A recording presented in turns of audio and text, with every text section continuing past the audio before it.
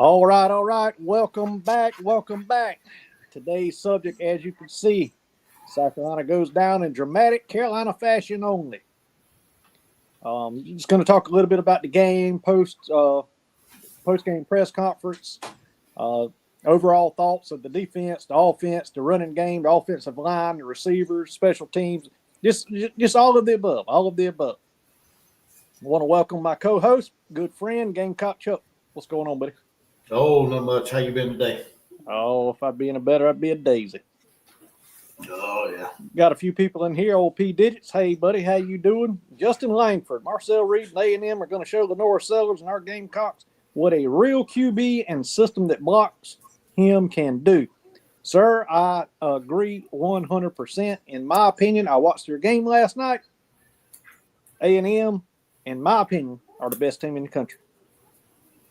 People might not think so to see the halftime score, but they turned the ball over 3 times, and they were beating LSU's butt. Mm-hmm.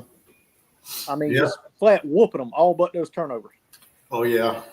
So what's your overall thoughts of the game there, buddy? Oh, man. Too much hope given. They got me too excited. And just to let me down at the end, the offensive line, they played decent. I ain't going to say they played good. They played decent at times. Play calling, of course. I made a video last night about that. Right. It was atrocious down the stretch. Get the ball back with 2 minutes, and Beamer preaches a 2-minute drive and pushing the ball down the field, yet we do nothing but run it up the middle. So right. It's kind of head scratching to think about it. Defense played well enough for us to win that game last night. They kept giving us opportunities, and yet we refused to take it, of course. That last drive on defense was kind of a backbreaker. And then the more I think about it, I looked up the stats of that field goal kicker for Alabama, and I think I'd rather take my chance with him missing, even though it probably would have been a chip shot. I think I'd rather have my chance of taking or him missing that field goal rather than letting him score. And then knowing how inept we are to moving the ball with 30, 40 seconds left in the game, what made Beamer think he can move the ball down the field in that amount of time? So are you saying when we let him score, you would have tried to hold him and make him kick? Oh, yeah. Okay. I think now that I think about it, hindsight, I mean, I knew I was in the moment last night. Yeah, let him score. Let's get the ball back. But the more I think about how dreadful this offense is and the play calling, I'd rather take a chance with him missing, because he is a 69% field goal kicker on the year.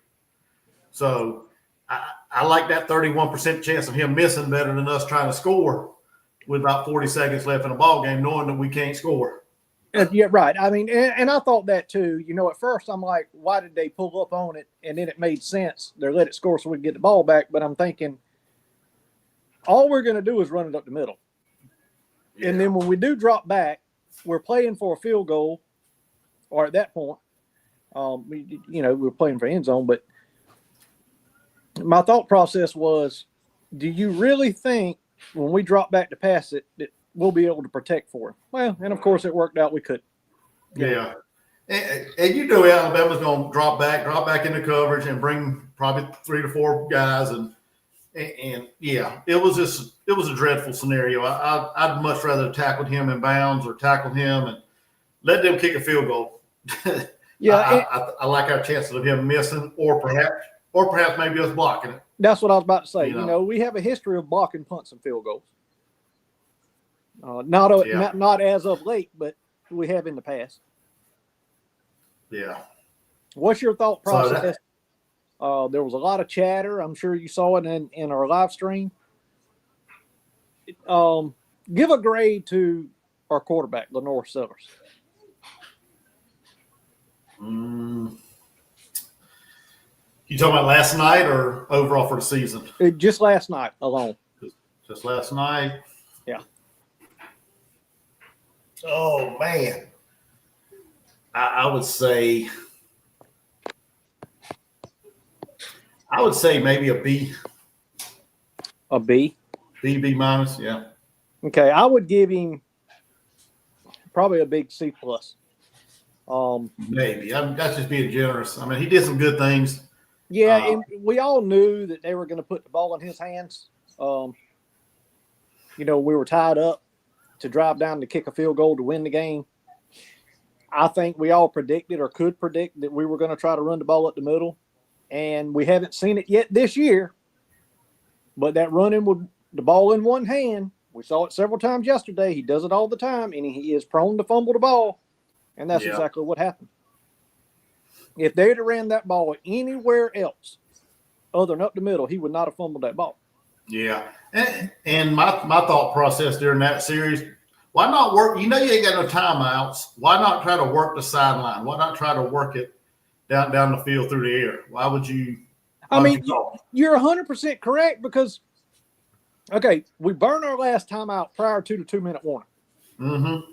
So not only did you lose your last timeout, now you don't have the 2-minute warning or 2-minute timeout, whatever the hell they call it. You know what I'm talking about.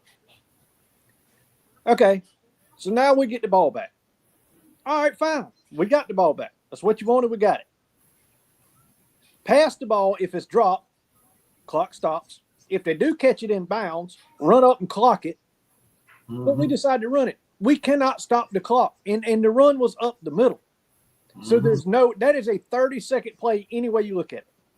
Yeah. It just made no sense to me. Yeah, by the time you run that play, get tackled, get back up, line up, you don't waste about 20, 30 seconds easily. Yeah.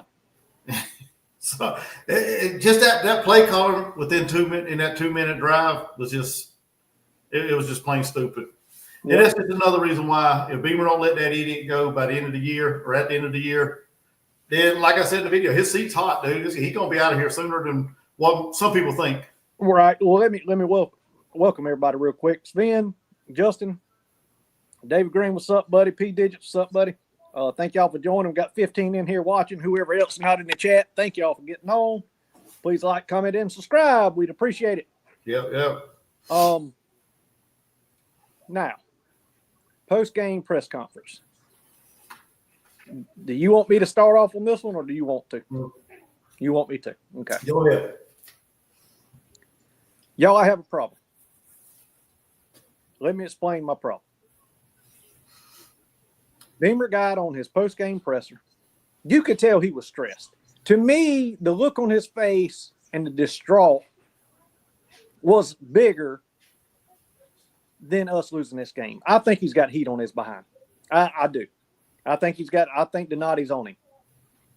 Then he continues to go down a path of how much time he spends in the ops building, of how little time during the season he gets to spend with his family. My thoughts are this.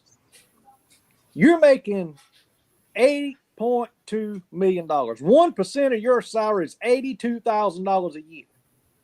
The average household income in the state of South Carolina is around 46 combined. And you're bitching about a 12-week, well, let's just say 14-week because you get 2 bye weeks, 14-week stretch that you don't get home to 8 or 9 o'clock at night, and you're making $8.2 million, and half the people in your stadium that spent their hard-earned money don't make 1% of your damn income. Now make it make sense to me. Oh man, yeah, I don't know. In truth, really, I don't think he should have been. If you follow his personal Twitters, hell, they're in Charleston all the time. They at whatever island all the time. They're flying to different places. So, dude, you only work 3 months out of the year. Like physically work. Yeah, you go recruiting from time to time. You got spring ball and fall ball. But at the end of the day, you're bitching to 80,000 people, plus the other million that was watching that game on television, about you not having time with your family, and you've let everyone down. You damn right you have. Shut your damn chicken ass mouth.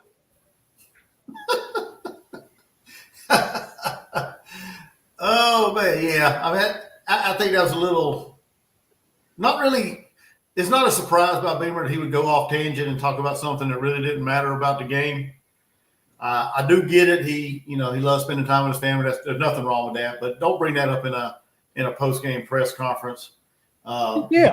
He needs to be worried about the players on the team and their families, and the like you said, the fans that pay their hard-earned money week in and week out to come there and buy concessions and parking and tickets and Gamecock Club member fees and donations, whatever. He needs to worry about them people. And like you said, I think him and Donati, just by looking at his press conference last night, he looked like he was a man really stressed out, really like the heat had been turned up a little bit on him. So. Oh, absolutely. And, Ara just made a comment. Donati just came out and said that he's 100% behind Beamer Stories on Go Gamecocks. That was actually 2 days ago. Yeah. When he came out and said that. But if you remember the day before, just think back in 2020, the day before Will Muschamp was let go, he was asked in a post-game conference how his relationship with the athletic department, the athletic director was. And he said, great, talk to him every day. Everything's fine. That is called smoothing over the butter, my friend. Mm-hmm. He's got a list, and he's called some agencies, and he's getting opinions from lawyers, and those calls are happening. Do I think he's going to fire Beamer? No, I don't. Not this year. But do I think him being young, new AD in the SEC conference, is he not smoothing everything over so his 80,000 people do show up on Saturdays? For sure. But is he doing work behind the scenes? For sure. Oh yeah. I mean, what do you expect Donati to say? That he's not behind Beamer? You're right. I mean, you expect him to come out there and say he's trash. We need to find somebody. No, he's not going to do it. It's just like coach speak. They're gonna give the fans what they want to hear when they want to hear it, and then if the show goes off the rails or the train goes off the rail, then. Yeah, he's going to be behind him, all right, kicking his ass out the door. Yeah. So. Yeah, and there is, and we all know this, anytime we make videos, there is a large sum of Gamecock fanatics that obviously don't see the game the way we see it, that because of yesterday, they will trash us if we say anything negative about Beamer, about Sellers, about Shula. They'll flat trash us. And my thought process is this. If you continue to support the team, which I do, and you're spending your hard-earned money, and the best thing you can hang your hat on is a loss at home to Alabama is the best showing you've had all year. If that's what makes you happy, I feel sorry for you. Yeah. That means your expectation is not where it should be. So, yeah. Oh, man. Mark Powell said it right. A little over $8 million a year as a man is called being a man. We all want more time with our family, but we are the providers. You hit the nail on the head and drove it one lick right there, sir. Yeah. Yes, sir. Hey, and guess what? When you got hired, you begged for this job. You accepted $2.5 million, and when they came to you with a contract extension and a raise, you sure didn't say no, did you? Mm-hmm. Sure didn't. No. Yeah, if you worried about family time, you should have thought now, I'm about to go down a path here. They're liable to run everybody out of this live stream. But it's got to be said. So I'm going to say it. I don't know what's wrong with Lenoris. I don't know whether he needs his specs back on. I don't know if he needs to take the shield off. I don't know if it's coaching that's got him scared. I don't know if it's draft prospects and agents that are in his ear. I know he's making a couple $1 million a year, but he is not playing as the Superman as he normally does. And in the moment last night, Andrew said it. Now he needs to put his cape on to drive down the field to win the game. And if you remember correctly, I said when he does that, he has a tendency to fumble. 2 plays later, he fumbled. He just can't see the field. When he snaps the ball, whichever receiver he looks at, that's where he's throwing it. He's either throwing it or he's going to run. Yeah. If that receiver's not open. Something has happened I want to blame it on a non-blocking offensive line. I want to blame it on Mike Shula and even Beamer. But a great quarterback has now drifted in the bottom half of the SEC, and I don't know. I don't know what's going on. Yeah, I think it's a combination of a couple things. And you said it. I think it's Shula wanting to make him that pro style quarterback, and he's hell bent on doing that. Yeah, he wants him to stay in the pocket. He wants him to go through his progression. He wants him to make these reads, and that's not Lenore's. That's not Lenore's style. He's to get outside the pocket, make things happen, and I think he wants to please Coach Shula instead of try to win ball game. Well, not really try to win ball game, but I think he wants to please the coaching staff, if that makes sense, more than getting out there and doing what he done last year. And I think it's also a combination, like you said, he's got all these people in his ear. Hey, don't get hurt. Don't do this. You're in line to make all this money. So I think it's a combination of a couple of things, actually.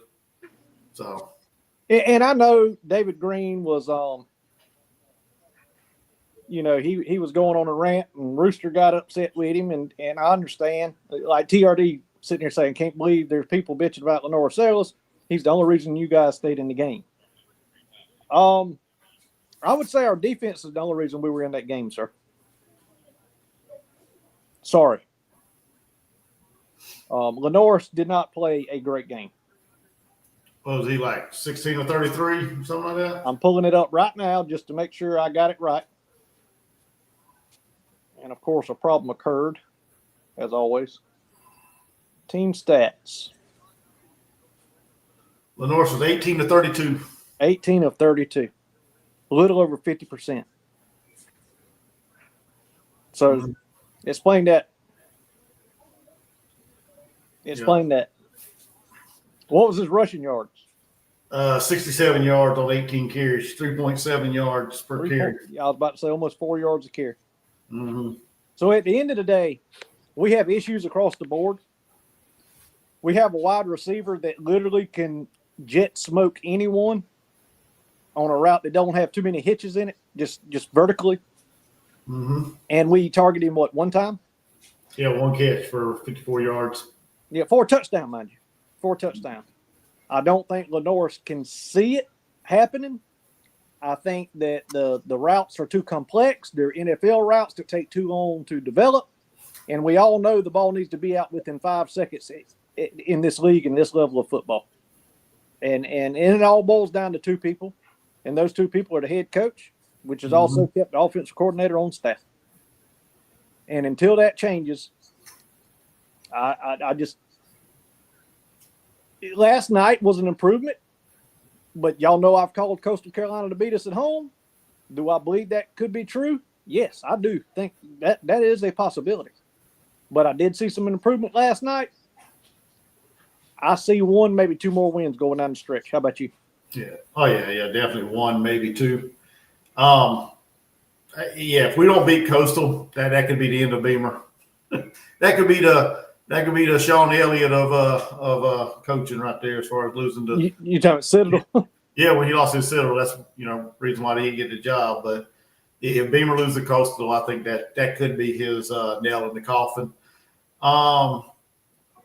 And going back to TRD's comment, he said quarterback doesn't need to run the ball 18 times. Yeah, I agree with you. He don't. But when you got no run game because of piss poor play calling and blocking on the offensive line, Lenore has to do what he has to do to try to extend the play and to make some things happen. If there ain't nobody open, he's got to take off running. Of course, don't want to take a sack. So I agree with you. He shouldn't be running the ball 18 times, but that's where we are right now with the team. So. And let's talk about running backs. You're exactly right. Let's talk about running backs. You have RB1 right at the beginning of the game. A ball that hit him in his hands, batted it up and forward directly into the breadbasket of a DB was a pick 6. Mm-hmm. Beamer said in his post-game press conference, I went and I put my arm around him and said, 1 score is not going to define this game. Yes, it did, sir. Yes, it did. And you said that on public television. Yes, one score defined that game. That's number one. Number two, Fuller did some good things. But when Oscar got his limited opportunities, even though one of them was a damn flag and it came back, it wasn't on him. Tell me he didn't gain positive yards every time he touched the damn ball. So why are his snaps limited? Yeah, I don't know. I'm trying to look at Fuller on the average, about 2 yards per carry, 1.6. That's all he ever averages, and everybody thinks he's the do all be all. No, that was Fuller. I was talking about Fuller. Faison averaged 3.4. He only has 17 yards on the ground. So Who, Faison? Yeah, Faison, yeah. And what did Fuller have?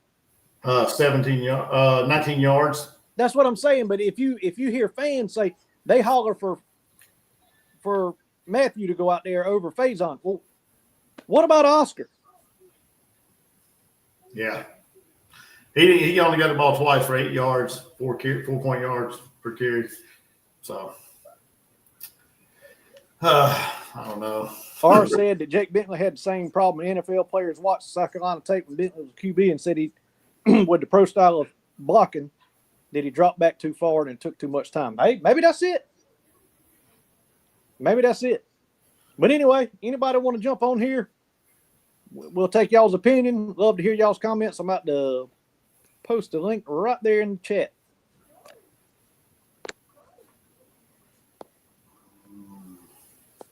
Is there anything else you wanted to cover, Chuck? No, I don't think so. I don't think so. As far as the way the game went last night, I mean, I don't know. Just a little bit of hope and just be let down again. Kind of discouraging, but yeah, and believe it or not, neither one of us we were fairly calm. Even though we were in the game, we kind of expect. At least I did. I expected exactly what was going to happen. Yeah. But we got Spin in here. Let's hear about Hell State for a little bit.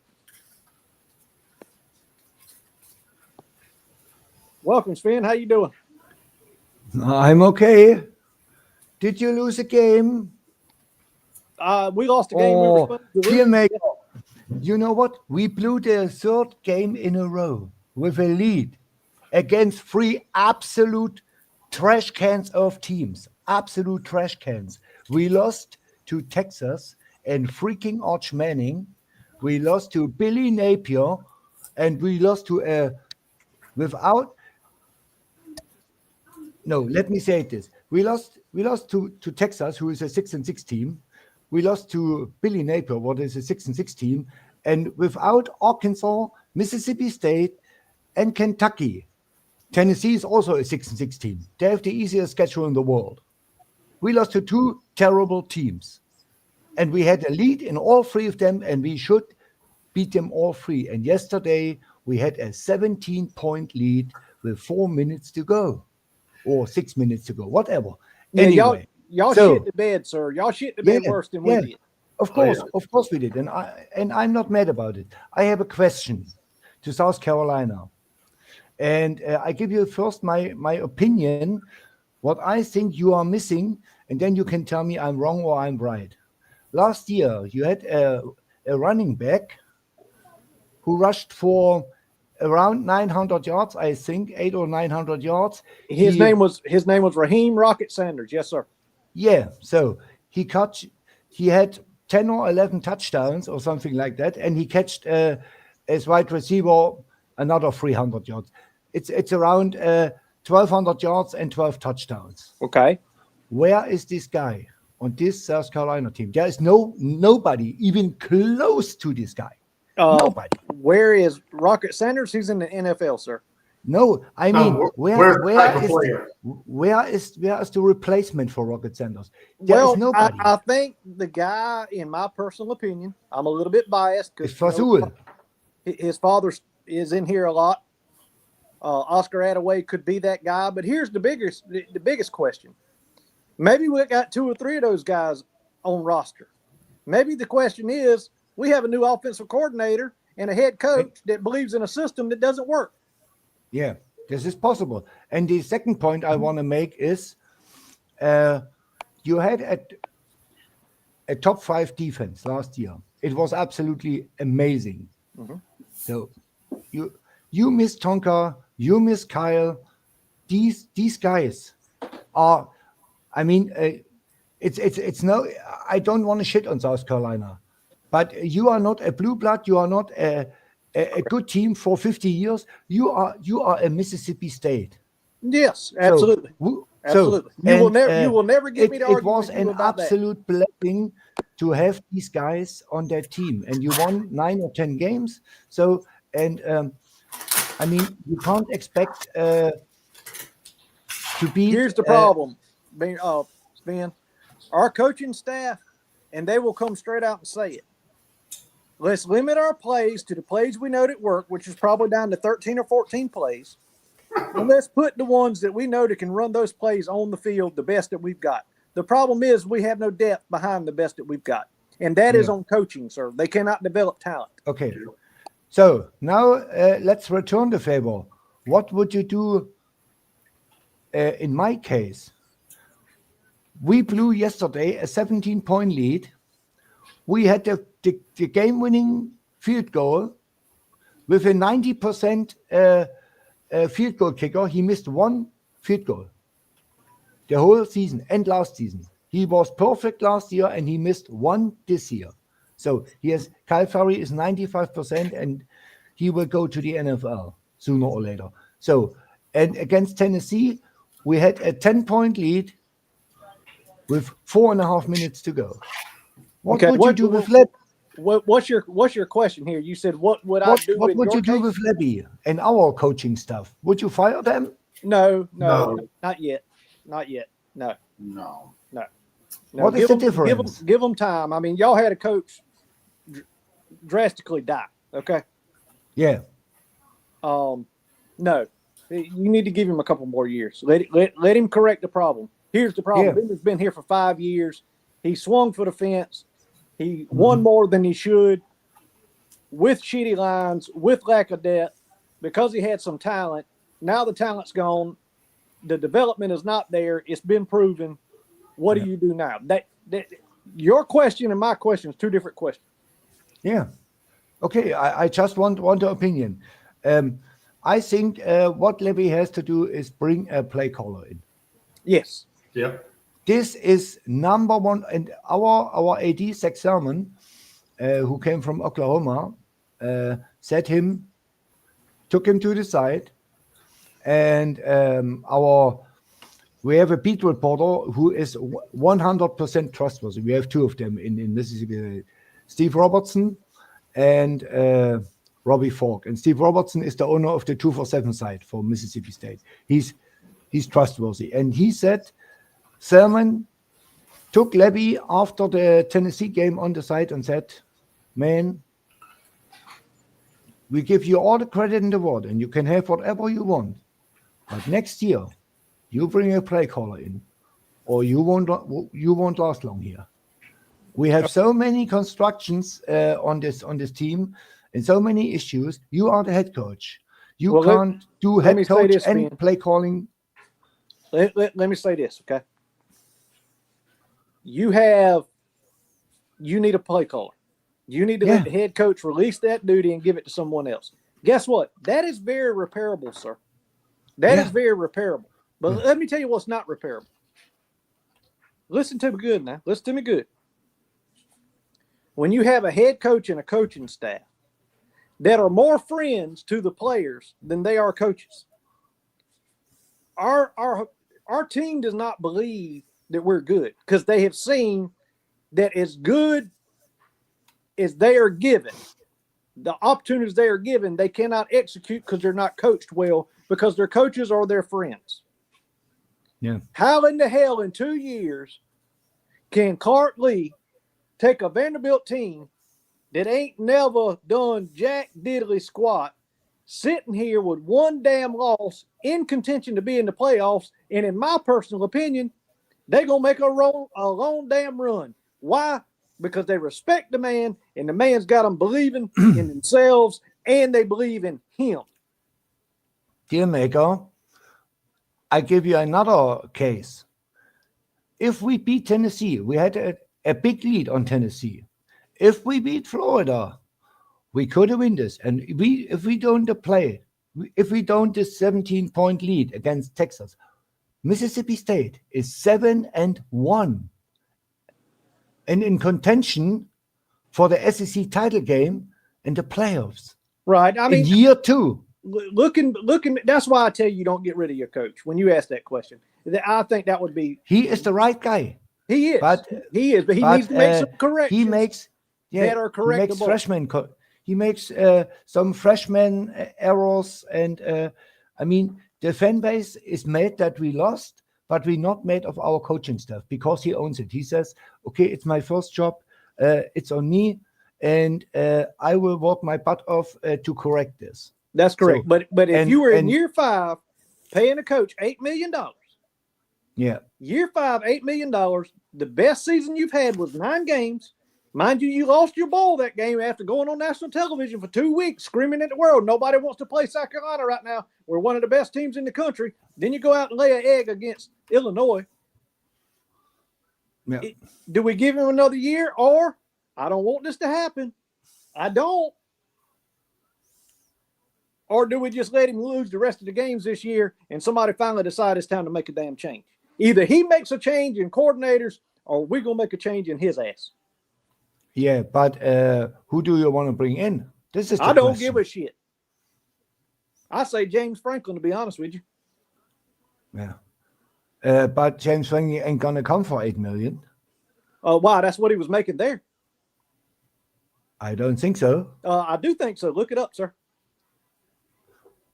He was making $8.5 million. Yeah. I thought he made 9.5 or 10 or something. No, sir. Okay. And even if you give him 9, it's 1 million more. South Carolina will not die on this 1 million more. So, well, if we can't afford $1 million more, then we in the wrong damn game. Yeah, you should close the facilities. Okay, guys. Tomorrow, if you want to see a real rant, on Tuesday, I go on Lou, and then we talk real Mississippi State. The call-in show. You should watch this.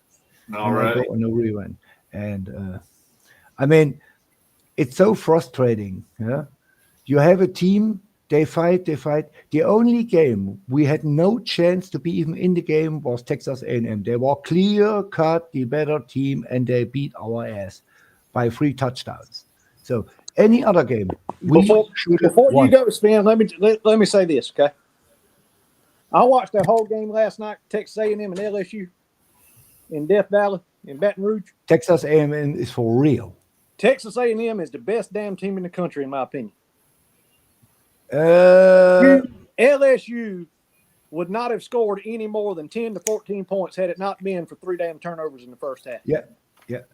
I would say, and don't laugh at me, Indiana, if Mendoza stays healthy, so yes, right when Attaway played yesterday, he looked right up there. So, and I don't know what Ohio State is all about because they didn't play nobody so far. Yeah. They played 8 times Mississippi State, Kentucky, and South Carolina. That's what they did. Yeah. There is. All right, Spin. We're gonna see who else wants to jump on here. We appreciate you, buddy, and thank you for the support. Oh, always, guys. All right, have a good one. We are the little guys. We have to stick together. Hey, we at the bottom of the SEC. We have to stick together. Yeah. We will. Take care. Kick me out here. Bye-bye. All right. Yeah. Hey, Mark Powell, he brought up a good point. He said the running backs don't have time to get in the flow of the game. Go back to a couple weeks ago when Fuller had that big long run, and they take him out of the game and don't bring him back till the third quarter and give him the ball. So, and unfortunately, that happened. Yeah, that truly happened. Yeah. Somebody asked something a minute ago. Who was that? Jordan? when you got off the Beamer bus, he must have flipped you off. A couple of weeks ago, we couldn't convince you Beamer's a dud. Listen, I'm no different than the athletic director saying he supports Beamer 100%. I wanted to believe. But at some point, reality slaps you in the damn face, or Yeah, I bet. Yeah, I never want to see him fail. I was hoping he'd be successful, but yeah, if he can't see what's going on with this program and make changes, then it's that's on him, man. You can only support him so much. Yeah, David, I hope you get you a big one this evening. It's perfect weather here. Overcast, a little mist and rain, about 68 degrees. Them bucks should be walking today. Yeah, David's going to climb a tree. Oh, man. I have a rule. I don't hunt on Sundays, so. Okay. Yeah, I don't hunt any day, so. Well, you don't cut grass on Sundays. You don't hunt on Sundays. Yeah. We got anybody else waiting? Anybody else want to come on? I think Michael Lynn wanted to come today, didn't he? Yeah, where's Michael at? He talked about it, but I don't know if he's here or not. Anybody want to come in and vent your frustration? Come on in and let us know. How about you, Ryan or R? Let us know what's going on, what you're feeling. If you disagree with us, come on in here and let us know. It's fine. Yep. It was just disappointing. They showed us enough to give us a chance, but in all reality, I don't think any Gamecock fan that's ever followed the Gamecocks any longer than 10 years really thought we weren't going to give it away at the end. I mean, that's what we did. That's what we did. We just found another Gamecock way of giving it away. Yep. And going back to that play, like I said, I agree with you. It should not have been a quarterback run up the middle. And I don't understand why Lenore took one hand off. I mean, he said he took it off to brace himself, but I mean, in a situation like that, when you got everybody ripping at the ball, you got to hold on to the ball, man. Well, he's notorious for holding the ball with one hand, either one hand or one arm. It's I don't understand that. I mean, if you're worried about falling, 2 feet, a foot and a half? I mean, come on, man. Keep both hands on the ball. But I go back to what I was saying. I think Beamer was playing for overtime in that game. Oh, there ain't no ifs, ands, or buts about it, man, my friend. With that play calling, you cannot convince me that you're not 100% right. There's no way we was trying to win that ball game. It's no way. So no. It's just. I don't have the picture of it up here right now. But, what's up, Angela? Hey, Angela and Lauren. You love listening to us? Well, thank you so much. We appreciate you coming in. Please hit the thumbs up. Everybody smash those thumbs up. Yeah. But we are doing a raffle. We're selling a wall decor, handmade, 1/4-inch thick, out of wood, hand-painted cocky. A wooden cocky. Lays flat against the wall. Not like the mascot cocky, the Gamecock. $5 to get in. You can cash out myself. Money sign Jordan Dealmaker or money sign Gamecock Chuck. It's $5 to get in. Say what? I put the image up on my thing here. Can you see it down at the bottom? Can you add it to the screen? Let's see here. There you go. There it is. There it is, ladies and gentlemen. And that's a picture of it. That's not the finished product, but it'd be very similar. $5 to get in. There is no cap. If you send 20, that means 4 different entries. We're going to pull either one of my children, one of his children. Halftime at the Carolina-Clemson game. It's an $80 value. $5 to get into the raffle. Whatever name we pull, if you do send us money, put raffle, put your name. Obviously, we can do increments of 5 to know how many times. We can do that ourselves. That way we know how to contact you. You do not have to be present to win. And we thank you. What else you got, my friend?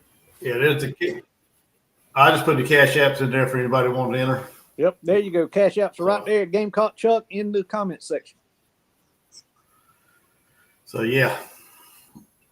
No, I don't know, man. Ryan said he can't join us. He's doing some work in the yard, so said he'll save his venting for his live tonight. And plus, Cocky Ryan, He's got a new channel. He'll go live tonight. Very smart, educated Gamecock fan. Y'all please support him as well as Gamecock Chuck, my co-host. I'm Sports Talk with the Dealmaker. Who am I missing? I'm missing Rooster. What's the name of his show now? Always Cocky Pod with Rooster. Always Cocky Pod with Rooster. Y'all, we all cover Gamecocks, and I'm sure everybody knows Carolina Jackpot. But if you don't, go subscribe to his channel too. Yeah. I mean, last night's game was just, I don't know, man. It's, I'm not mad, like you said. I'm not mad the way it unfolded, but just a little disappointed that we had it right there in front of us and just gave it away. So, if we can honestly, if our defense can play the way they played last night,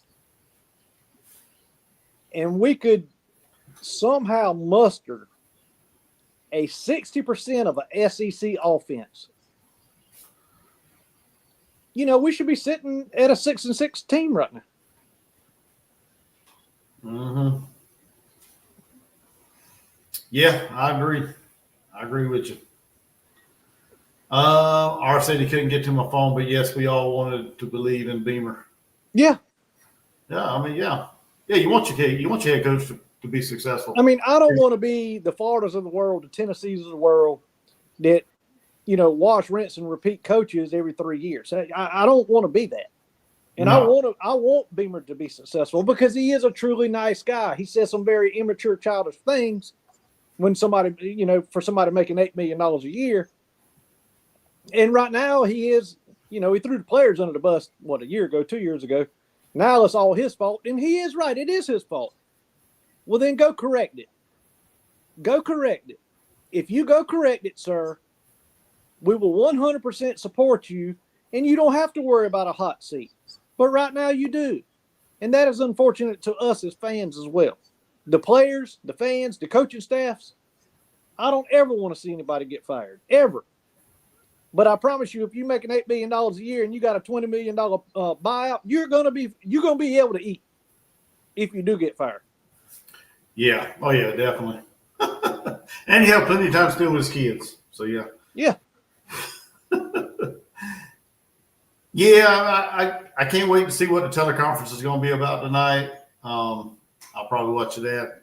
Tune in to it. So, yeah, I'm sure he'll again start off and talk about how many great things he saw. And unfortunately, we had a few running backs miss some blocks. The tight ends didn't close down on the gap they were supposed to on the play call. And, all the coach speak rigmarole instead of saying, hey, our players are great. We as coaches suck.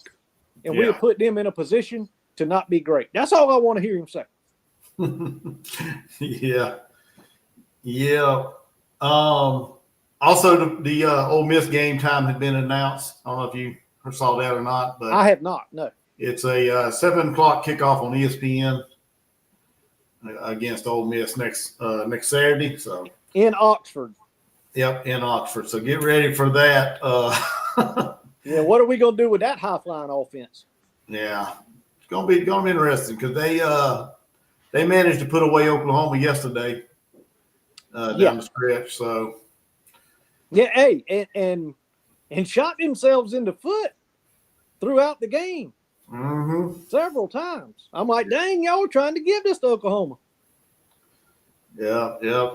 Did you see the post game where Kiffin was talking to the player, that Oklahoma player? I saw a clip right in the middle of his interview on the SEC network, but I didn't hear what he said. What actually transpired there? Oh, he was saying that he was talking all during the game, talking about y'all can't score on us, and now you don't hear nothing from him. Oh shit! Now he's silent or something like that. Oh shit! Yeah, because one of the players come by and was talking to him, or was going to, I guess, shake his hand or something, and Kiffin said, "Yeah, all during the game, he was talking shit like, we can't score on him, and then, now you ain't hearing nothing from him." So, what's up, Carolina Jackpot? Are we ever going to get a decent kicker again? You know what, Jackpot? I can't answer that. I would hope so. But at the end of the day, we ain't lost a game because of a kicker yet. No, not really. No. Not this year. No, I don't think so. Not this year. We've lost games because of dumbass play calling, dumbass head coaching, hiring, head coach that won't override coaches, and our coaches are our players' best friends. We don't believe the atmosphere in the building. We don't believe in our coaching staff. We don't believe in ourselves as players. If you think I'm wrong, go look right now. Go look at Clark Lee and Vanderbilt. They ain't never won a toilet bowl in their life. And look at where they're sitting at. Yeah, Hey, cool. look at Eli Drinkwitz. Everybody's hollering. Lane Kiffin to Florida. Well, first of all, that is a lateral move. I don't know why he would do that. Second of all, why in the hell isn't anybody bringing up Clark Lee? Why in the hell isn't anybody bringing up James Franklin? Why aren't they bringing up Eli Dorkwich?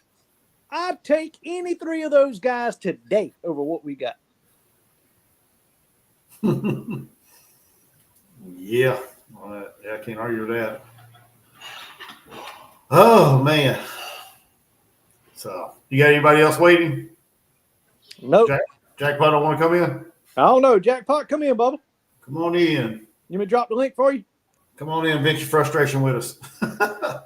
Even if you run in the route, it doesn't matter. We'll talk on your cell phone. But yeah. I mean, you're right. We did leave 3 points on the table, that missed field goal, but I don't think that was the difference in the ball game. No. Shit, no. No. I mean, I wanted him to make it, of course. Yeah, it would have been great to have them points, but you know, I didn't do the statistics on the Alabama kicker that you did. And I'm glad you told me that because it makes me feel better. Because I think in the moment we all were like, yeah, let him score. And we did. But there's Jackpot. There's our buddy. What's happening, friend? What's up? You hot on the mic, man. Tell us what you think. Just finding another way to lose the game yesterday, huh? oh yeah. Yeah, I wanted to hear your opinion on us letting them score, knowing that we had driven down the field 80 yards, not one single time. And Chuck did some research, and their field goal kickers are what percentage kicker, Chuck? 69.3. 69%. Yeah. Oh, I knew he wasn't good because they have fans in my comment section today saying thank you for letting us score there because they didn't want to leave it up to Truly or whatever his name was to have to kick a game winner because evidently he's not very good. But what I want to know is why did Beamer burn all of our timeouts? Hey, we had a live going on as well. I lost my mustard when he burnt that last time out before the 2-minute warning. I come unglued. That was the dumbest shit I've ever seen in my life. That's the worst time management. He doesn't know that he's not used to being in these kind of games. He's not used to these kind of situations. So I guess he's just, instead of, throwing something at the wall and it happens to work out, he just throws something at the wall and fucks it up. It's like he fucks everything else up. Well, and I don't know if you heard my rant at the beginning. I know you listened to his post-game presser, right? And he's talking about the sacrifices that he makes away from his family. He makes $8 million a year. Yeah, that's what 1% of that cat's salary is $80,000, okay? 1%. Half of the people in that stadium don't make $80,000 individually. And you got the audacity to go on national television and bitch about the time that you don't spend over 3 months with your family. Kiss my ass. If you want to spend some more time with your family, go back to Oklahoma and be a position coach or an analyst or whatever and make $500,000 a year, and you can spend some more time with the family. Hey, Jackpot, keep fucking up. Or keep fucking up at South Carolina and he gets to spend more time. Yeah, that's what he's going to do. He's not going to – he would be an idiot to go take a Virginia Tech job when he can just – he knows that when he can just stay at South Carolina another year, fart up wind, get fired, and be paid handsomely for it. Yeah. Well, let me ask you this, Jackpot. You're a businessman, as well as I am. You've been in retail all your life, right? Mm-hmm. Pretty much. Okay. If I drove up to Greenville, where you live, and I got me an apartment, kind of like you did in North Carolina, 5 days a week, and I wanted to go into the Utz tater chip route business, would you train me and also pay me $80,000 a year, which is equivalent to 1% of his $8 million? Because by what you just said, he's still learning on the job because he's never been in these situations before. We're paying a guy $8 million a year to learn. So will you pay me $80,000 to train me for a few weeks? Yeah. Yeah. Yeah, right. That's my point. Yeah. I just it's more excuses every week. More. I think he's trying to make the fans feel guilty and for having expectations or something. I don't know. Expectations that he gave us. Mm-hmm. Okay, is he trying to make us feel guilty, or let me ask you this: is Donati really on his ass? I'm sure it's a little bit of both. I'm sure he is on his ass because Ray Tanner was everybody. He was slapping everybody on the back and telling you what a great job you did when you went 5-7.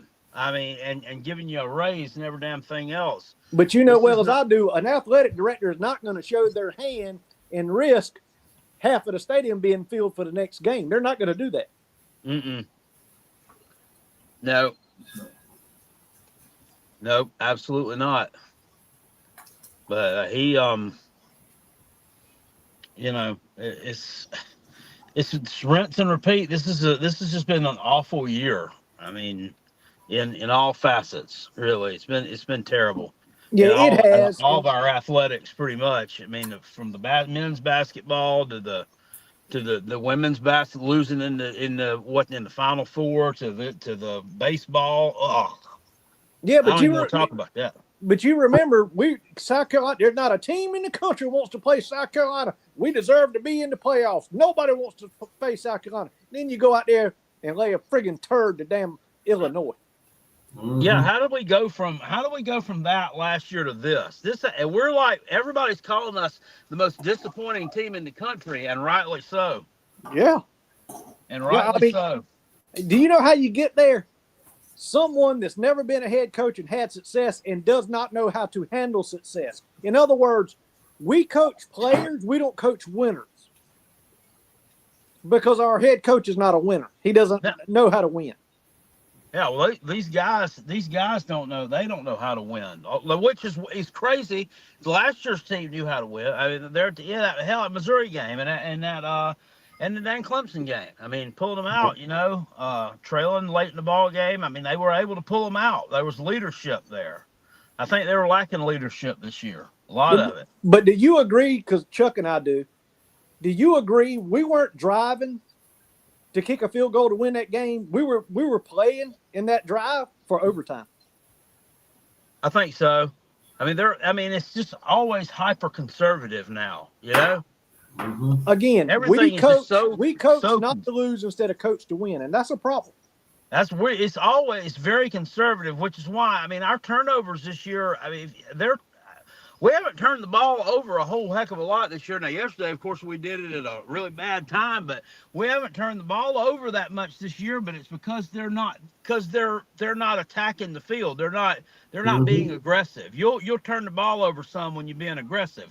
That's why I like this Tennessee quarterback throw some interceptions. I mean, yeah, but he throws up a shitload of touchdowns too. Hey, the best team in the country right now, in my opinion. Now, this is just my opinion. It's Texas A&M. Well, that quarterback turned the ball over 3 times, but guess what he did do? He's good enough to take chances to steamroll LSU. Mm-hmm. Yeah. But at the end of the day, I cannot wrap my head. I would assume the head coach makes these decisions. You burn our damn timeout. They tie up the game. Okay? So now we need to drive down the field. We need to cross the 35, kick 3 points. We win the damn game, right? That's the whole point. Go in there. But yet, I called it. If they run Lenoris up the middle, if he's got to put the cape on, that's when he'll turn the ball over fumbling. Well, sure enough, a couple plays later, he does that. But that's not my question. My question is, with no timeouts, if you throw – now make sure that I'm right. Make sure I'm right. If you throw the ball down the field and it's incomplete, the clock stops, correct?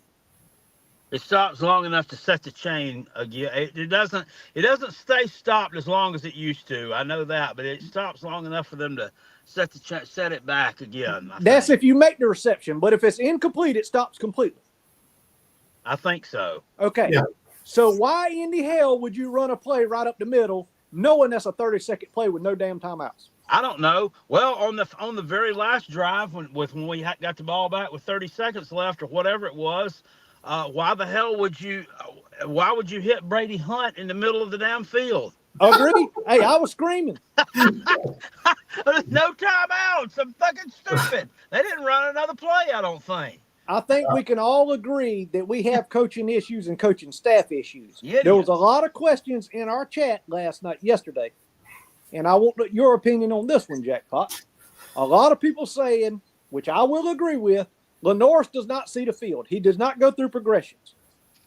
What is going on? Is it the coaching staff that's got him like that? Is it the NFL possible draft? Is it agents? Or has he digressed? Or does he need to take that flipping shield off his helmet?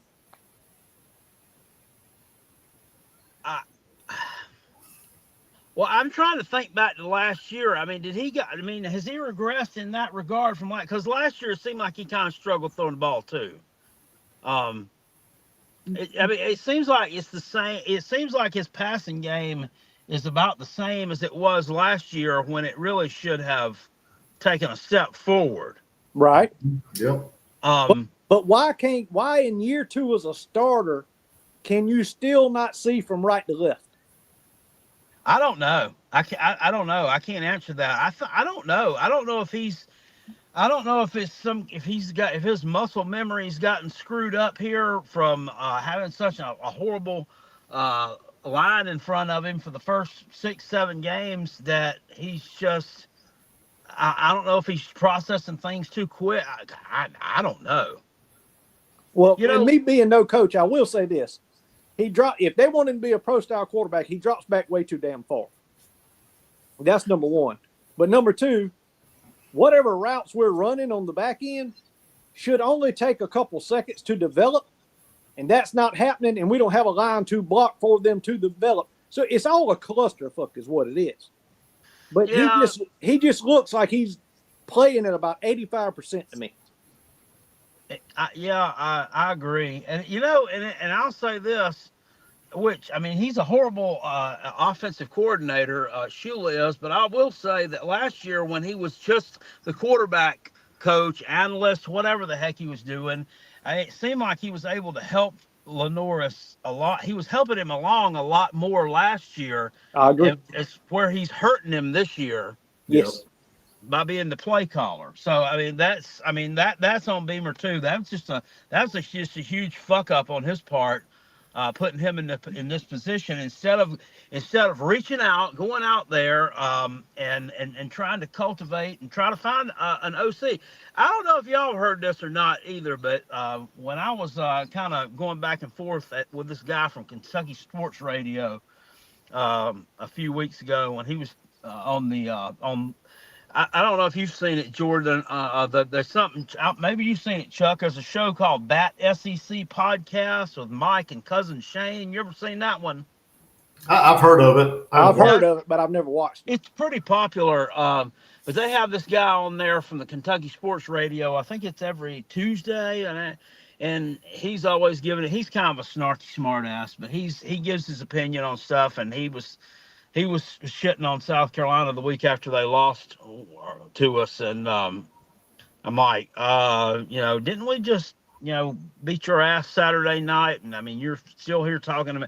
He was whining about how embarrassing it was. But he said something to me because I'd sent a super chat so they would see what I said to him. I don't even remember what I said to him, but he was talking about Beamer, and I don't know if this is true or not, but I've heard it too. And I heard it from Rob because, Rob does that little segment on the radio too, that there's a lot of coaches out there in this coaching circle that don't they don't like Shane Beamer for some reason. Don't trust him. I don't know if y'all heard that before. I have heard that a lot of coaches, yes, I have heard that they don't care for him, but I don't know the reason why. Do you think it's got something to do with they think, well, he's just where he is because of daddy? Maybe. But yeah, I mean, I would think that probably would have a part to play in it. Yes. Yeah. Yeah. Yeah. But I mean, I don't know that it necessarily is. I mean, because hell, he would. I mean, you would have thought he'd have fast tracked his way up to head coach if that was true. And he, I mean, what was he, an assistant for 20 years before he ever got a head coaching spot? Yeah, but and you know, I don't know whether it's,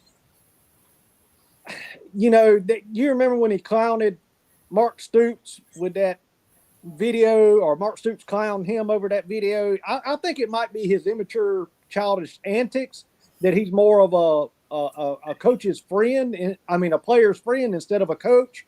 And you know, most of those guys, they're winners, they're competitors, and he's a competitor, but he does it in like a powder puff kind of way. Does that make sense? Well, Lane Kiffin does that too. He's a troll too, but people love him. But guess what? I know you don't like him, but he's a damn winner. Oh God. I mean, that's one of the reasons I don't like him, is because I know because he kicks our ass every time we play, which we ain't played him one time, but two times. He's gonna get a chance to do that again Saturday. Finally, the line finally came out on that game. The line was out on all the other games for next week except for that one, and the line's finally come out on it. What is it? We're 13.5 point underdog. That's Vegas doing that same shit they did in Bama. Tell me why that line's only 13.5 points. I don't know, but I don't know. I don't know that they cover that. You don't know that who covers it? I don't know. I don't think South Carolina covers that. I think they're gonna have a bad. I think this one's gonna be bad. Oh, well, I think this is gonna be a 38-14 kind of game, buddy. I think they might be in. It might be worse. I think they might be in rollover mode now. Well, very well could be. Yeah. Very well could be. Well, man, we appreciate you. All right, brother. I'm gonna go in here in Dollar General and see if I can find something for my dogs to drink water out of. See y'all later. See All right, bye, buddy. Oh man. So, yeah. All right. Well, again, what you see on the screen right now, that is handcrafted, handmade from a buddy of mine, 1/4 inch thick. It's about 13 inches by 13 inches, wall decor. South Carolina Gamecock Cocky, hand painted, CNC cut. We're going to be giving it away halftime. Carolina Clemson to get in. Cash out myself or Gamecock Chuck. If you send 20, you get 4 entries, unlimited entries, and put your name in the Cash App, and we would appreciate it. Yeah. Make sure you hit the like button before you leave here and subscribe to the channels. So Y'all remember, my best friend and co-host is Gamecock Chuck. Go look his channel up. We're live on there several times a week, one time a week on this channel. We appreciate everybody, and that's about all I got to say today. How about you, Chuck? that's it, man. That's it. We'll do this thing again on Friday night. All right. We hope to see y'all there. Y'all have a good one, and we thank you. Yep.